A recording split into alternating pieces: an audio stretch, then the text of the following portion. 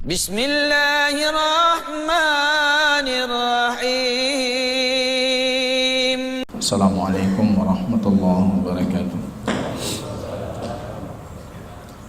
Alhamdulillah nahmaduhu wa nasta'inuhu wa nastaghfiruh wa na'udzu billahi min shururi anfusina wa sayyiati a'malina. Man yahdihillahu fala mudilla lahu wa man yudlil fala hadiya lahu.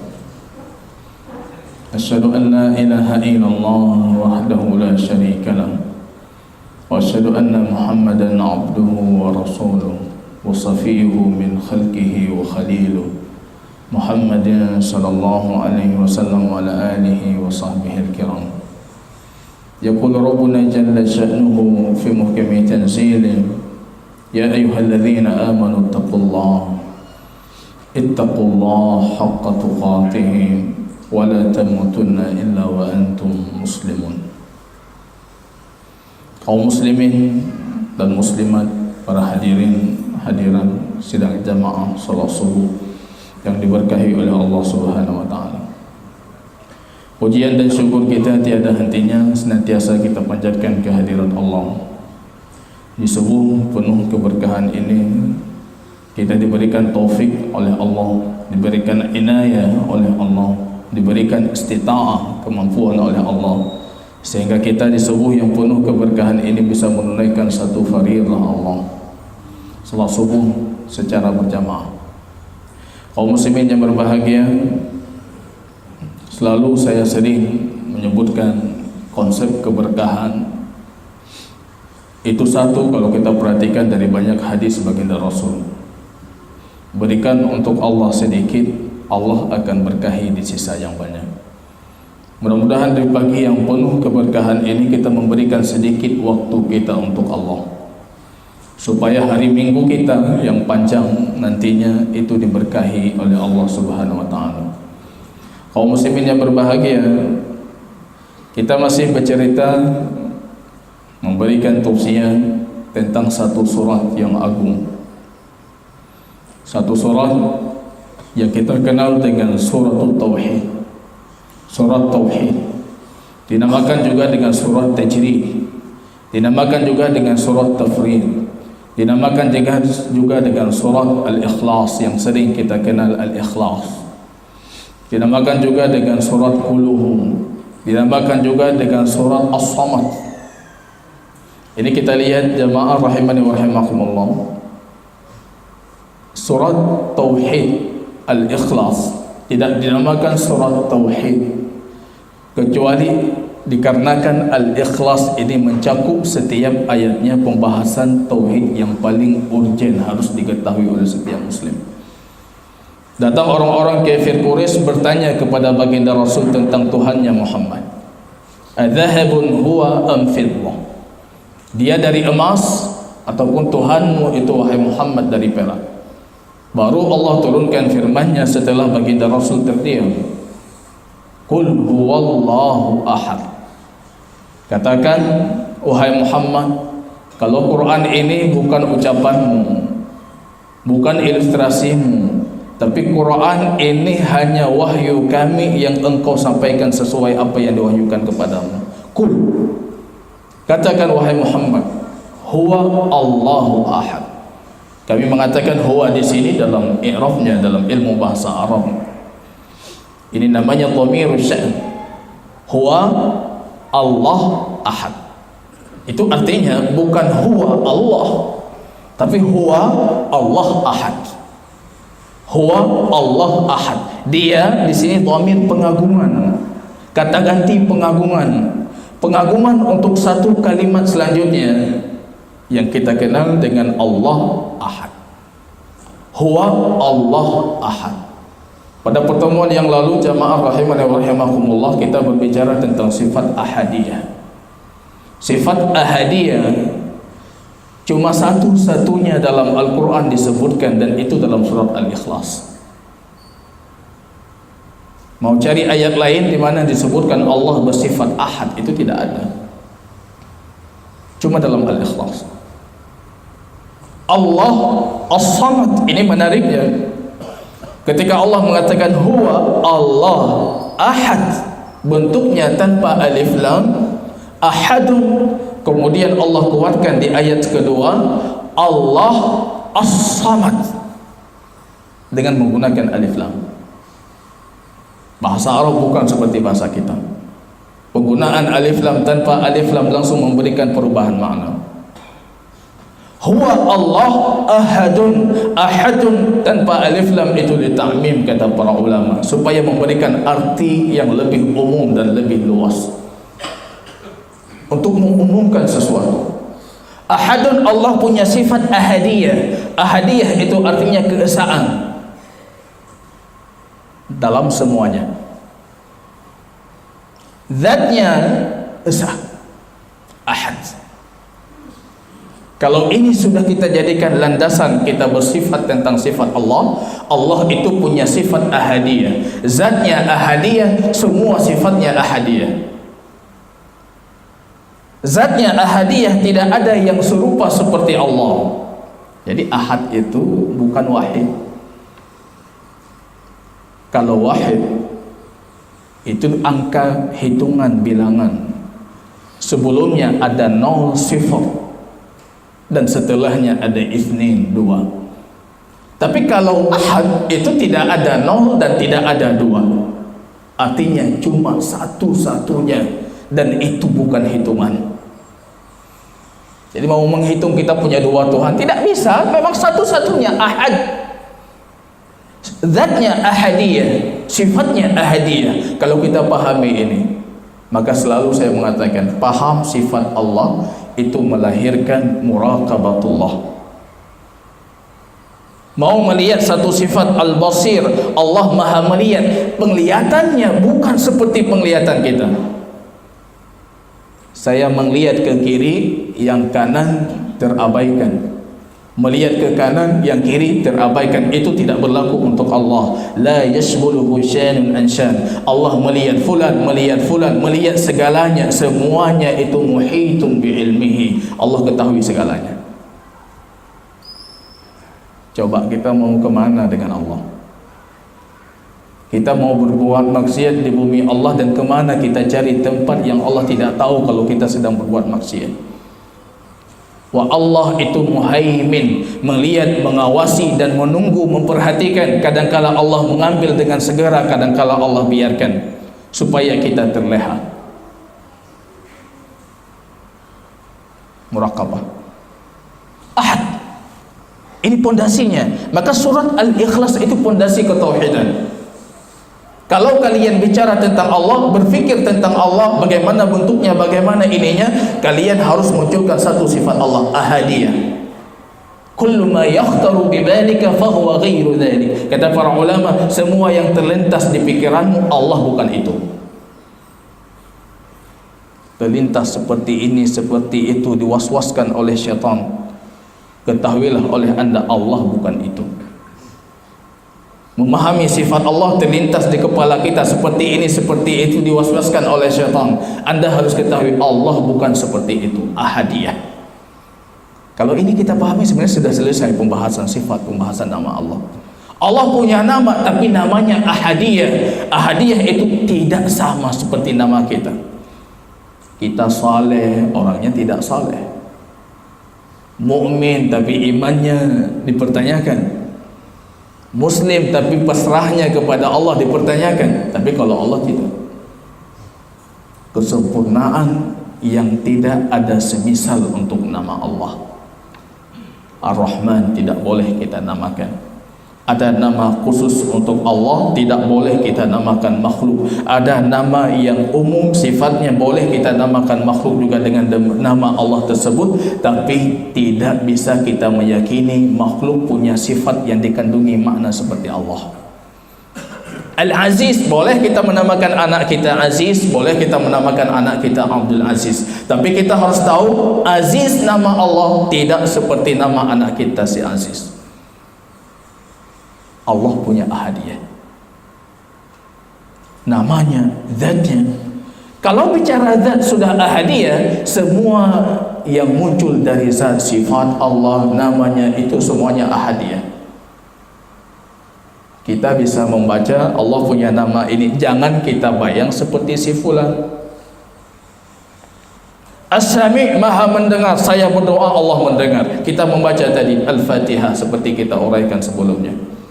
Saya membaca Alhamdulillah, Allah mengatakan hamadani abdi. Saya mengatakan Alhamdulillah, Allah langsung mengatakan hamadani abdi. Di samping saya selanjutnya dia katakan Allah mengatakan hamadani, dia sedang memujiku. Di negeri lain, di tempat lain, semua kita mengulangi Al-Fatihah, Allah mengatakan dia memujiku, mengulangi pujian kepadaku, dia mengagungkanku. Apa yang dia minta aku kasih. La yashghuruhu syai'un an syai'. Allah tidak bisa disibukkan dengan sesuatu. Kalau kita bisa.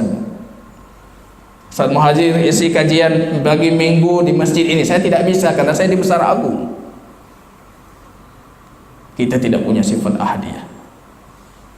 Saya berdoa untuk Allah, Anda berdoa untuk Allah, Anda berdoa untuk Allah. Allah punya sifat ahadiyah.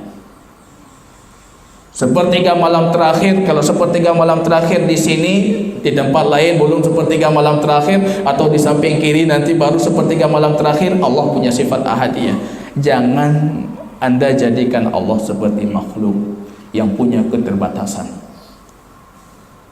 Jadi Allah katakan dalam bentuk nakirah di sini. Huwa Allah ahad, ahad dalam segalanya. Rupanya di ayat yang kedua itu bercerita tentang As-Samadiyah. Ini kalau kita pahami sifat samad, cukup bagi kita Allah. Allah baru digunakan alif lam. As-Samad.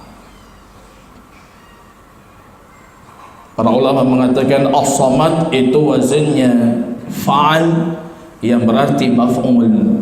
As-Samad artinya masmu', yang dituju, yang diharapkan, yang ditunggu pertolongannya, yang tempat kita menggantungkan semua urusan kita, tempat kita mengajukan doa kita, itu As-Samad. Maka di sini digunakan alif lam karena itu cuma hak khusus untuk Allah, khusus As-Samadiyah. Maka ini yang harus kita pelajari dari nama Allah. Kata Imam Ibnu Hajar Al-Asqalani, fa inna lillahi 99 isman. Allah punya 99 nama, man ahsaha dakhala al-jannah, yang menghitungnya masuk syurga. Ibnu Hajar Asy-Syafi'i beliau mengatakan, ihsa bukan cuma menghafal, ihsa bukan cuma kita nyanyikan, ihsa bukan cuma saya menghitung satu Ar-Rahman Ar-Rahim, bukan. Ihsa dalam bahasa Arab beliau mengatakan hafidha al-fadhahu, dia hafal namanya, wa fahima ma'anihi, dan dia paham artinya, wa amila bimuqtadahu, dan dia bisa mengamalkan sesuai dengan ketentuannya. Ini kalau kita pahami 99 nama, kita paham, kita hafal, kemudian kita amalkan sesuai dengan ketentuannya, pasti masuk syurga, Pak. Allah Al-Ma'luh, kita peruntukkan ibadah, semua ibadah milik Allah. Ar-Rahman, maha pengasih dan penyayang, yang punya sifat rahmat. Kemudian kita amal bimuqtadahu, paham, kita beramal sesuai dengan ketentuan. Sesuai dengan ketentuan artinya yang bisa kita amalkan, amalkan, yang tidak bisa jangan diamalkan. Jadi hamba yang pengasih, jadi hamba yang penyayang, jadi hamba al-Jawad yang dermawan, jadi hamba kalau ini kita amalkan, dakhalal jannah, pasti masuk surga. Imam Ibnu Qayyim menambah satu lagi, bukan cuma 3 arti ihsa, beliau menambah dengan wal yad'u bihi, jadikan nama ini sebagai perantara kita berdoa kepada Allah, perantara kita berdoa. Dan doa teragung kita gunakan sifat-sifat surat Al-Ikhlas. Rasul masuk masjid mendengar seorang pemuda berdoa, Allahumma fa inni as'aluka Allah, aku mohon kepadamu ya Allah, la ilaha illa anti, tiada Tuhan selainmu, antal ahadus samad, engkau itu yang punya sifat ahadiyah dan engkau itu punya sifat samadiyah. Lam talid wa lam tulad, engkau tidak diperanakkan dan tidak beranak. Ini sebenarnya penafsiran ini. Dua sifat penafian ayat ketiga dan keempat ini penafsiran untuk ayat ke-1 dan 2. Walam yakun laka kufuwan ahad, dan engkau tidak punya sekutu apapun. Rasul mengatakan kepada para sahabatnya, laqad sa'ala fulan bismihil a'zam, dia sudah minta kepada Allah dengan nama Allah yang agung. Setiap yang meminta dengannya Allah kasih. Wa man da'a bihi istajab, kalau bermohon dengannya Allah kabulkan permohonannya. Semua kita punya keluh kesah. Ulang dari sini langsung angkat tangan. Ya Allah, Allahumma antal ahad, antas samad, lam talid wa lam tulad wa lam takun laka kufuwan ahad. Minta. Rasul mengatakan faqad sa'ala Allah bismihil a'zam, dia minta dengan nama Allah yang agung. Kalau dia minta pasti dikasih. Kalau dia berdoa pasti dikabulkan. Itu surat Ikhlas. As-Samad. Paham Samad, kita tenang. Tempat kita bergantung itu Allah, bukan makhluk. Lihat kepada Ibrahim, bapaknya para muwahhidin, bapak para ahli tauhid. Dalam kondisi dilemparkan ke api yang membara, datang Jibril menawarkan bantuan. Mau kita selamatkan, mau ini, mau itu. Ibrahim bertanya, minka, ini bantuan dari siapa? Darimu. Minka fala, kalau darimu tidak butuh saya. Anda dalam api, tapi kalau darimu saya tidak butuh. Wa minallah fabala, tapi kalau dari Allah tentu saya terima. Anda dalam api, kalau datang dari musuh kita, kita terima. Yang penting berselamat, ini kan selesai, alhamdulillah. Itu masalah kita, musuh kita ini, kita itu nanti kita selesaikan. Tapi Ibrahim tidak. Minka, kalau darimu bantuannya tidak aku terima. Kenapa? Karena beliau bergantung cuma kepada Allah. Minallah fabala, tapi kalau dari Allah saya terima. Jibril mengatakan ini dari Allah. Ya naru kuni bardan, kalau sudah bergantungnya sama Allah, Allah langsung berfirman mengatakan, ya naru, wahai api, kuni bardan, jadilah dingin, wasalamatan ala Ibrahim, keselamatan. Lucu, hari ini saya pernah mendengar itu ceramah Aceh yang lucu-lucu. Ya naru, mandum apa yang na di dunia, mandum padam. Ini orang tidak paham bahasa Arab.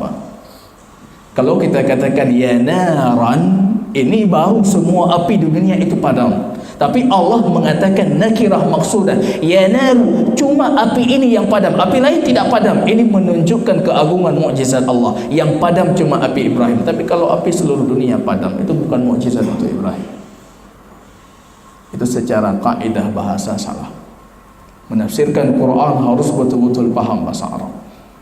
Ya naru kuni bardan wa salaman ala Ibrahim, jadikan dingin dan keselamatan untuk Ibrahim. Jadi selamat. Yang penting Anda bergantungnya sama siapa? Allah. Baginda Rasul pulang dari Taif dalam kondisi terluka, dilempar untuk dakwahnya macam-macam. Kemudian beliau ingin memasuki kota Makkah, beliau mengangkat tangannya tinggi-tinggi. Ya Allah, innama ashku ilaika bathi wa dha'fi ihtiyali. Ya Allah, tempat aku bergantung cuma dirimu.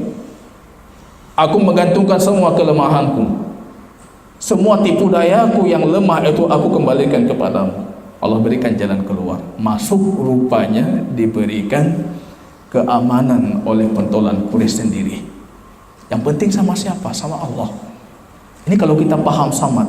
Rupanya ajaran yang tadi, ketauhidan as-samadiyah, Rasul ajarkan kepada Ibnu Abbas dalam kondisi umurnya masih sangat belia, duduk di belakang baginda Rasul sallallahu alaihi wasallam diboncengi.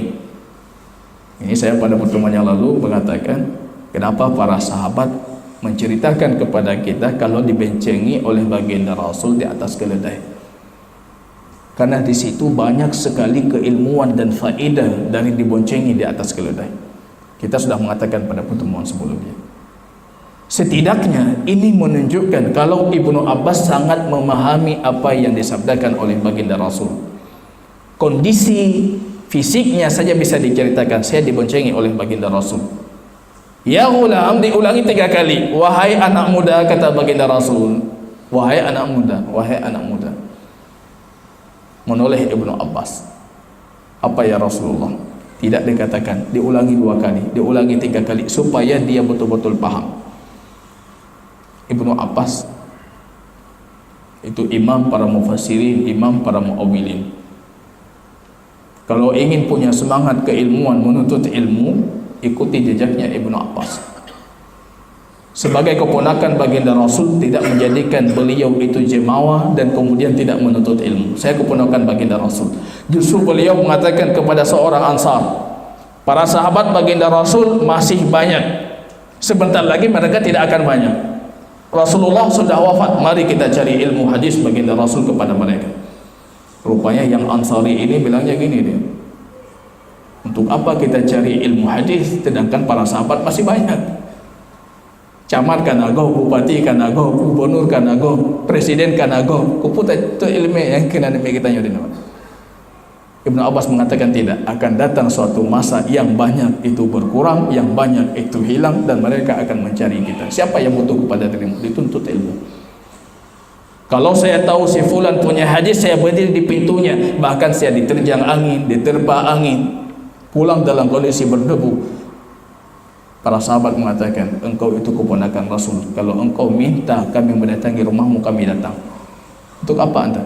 Ilmu yu'ta wa la ya'ti. Ilmu itu didatangi dan tidak mendatangi. Ibnu Abbas masih kecil diajarkan oleh Rasul, ya ghulam ihfadillah yahfad, jaga Allah, Allah jagamu. Pulang dari sini ambil satu konsep saja, kita jaga Allah, Allah jaga kita.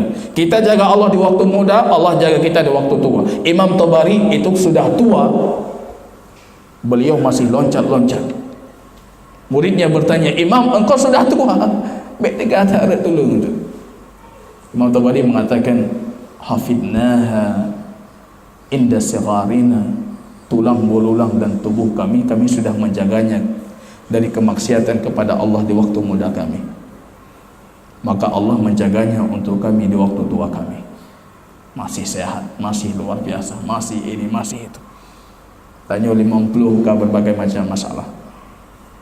Setiap minggu, setiap bulan keluar masuk rumah sakit. Ihfadillah, jaga Allah. Itu ditanam kepada seorang remaja yang masih kecil. Tanam kepada anak kita pulang dari sini, ihfadillah, jaga Allah pada dirimu. Hafizu ala salawat, jaga salatnya. Wahfadhu imanakum, jaga perjanjian kalian, jaga interaksi kalian dengan makhluk, jaga interaksi kalian dengan Allah, jaga Allah. Seperti perkataan Imam Asy-Syafi'i, amantu billah fi kitabillah ala muradillah wa amantu bi rasulillah fi sunnati rasulillah ala muradi rasulillah. Aku beriman kepada Allah yang ada dalam kitab Allah, semua yang ada dalam kitab Allah aku imani sesuai dengan yang diinginkan oleh Allah. Kan lagi harga tanya, amantu bi rasulillah, saya beriman kepada baginda Rasul, fi sunnati rasulillah, sesuai dengan sunnahnya baginda Rasul, ala muradi rasulillah, sesuai yang diinginkan oleh Rasulullah. Ya, saya beriman kitab, beriman sunnah, tapi sesuai keinginan saya, itu bukan beriman. Itu Imam Syafi'i. Ihfadillah, jaga Allah. Pada diri kita jaga, untuk orang lain kita jaga, maka kita dakwahi apa yang kita miliki. Kita datang berdakwah, kita datang menyebarkan ilmu Allah, menyebarkan sunnah Rasul. Tujuannya apa? Tujuannya untuk kita jaga Allah. Yahfaz, Allah jaga.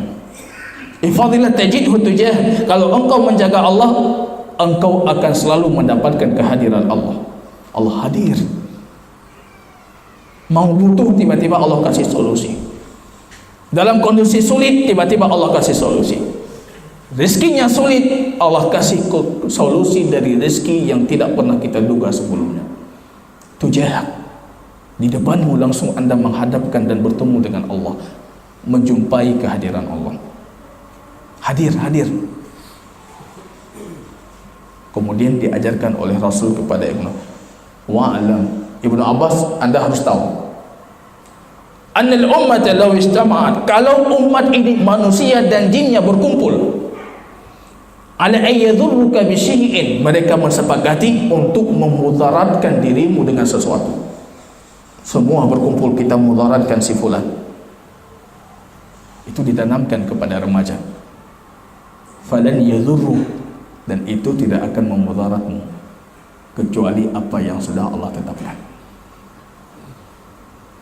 Walau istama'u, kalau mereka berkumpul, jinnya, manusianya, semuanya, ala ayanfa'uka bi syai'in, untuk memberikan manfaat untukmu, lan yanfa'u, manfaat itu tidak akan sampai kepadamu illa ma kataballah, kecuali yang sudah Allah tetapkan.